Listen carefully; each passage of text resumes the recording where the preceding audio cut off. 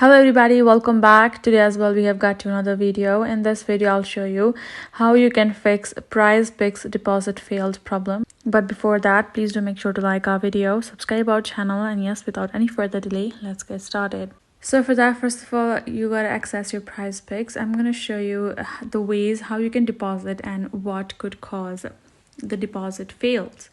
So first thing is you simply have to, for deposit purpose, you have to have your Visa, credit or debit card without including prepaid gift cards. You can also do it with the Discover credit or debit cards only for deposit, not withdrawals, not including prepaid cards as well. Those for that purpose only.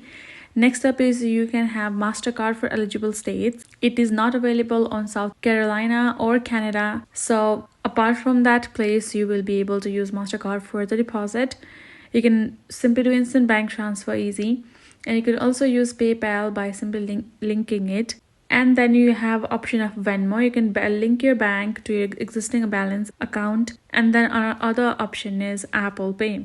So over here we can see the reasons how it could be failed. You have to make sure that you have put the correct card number and the information.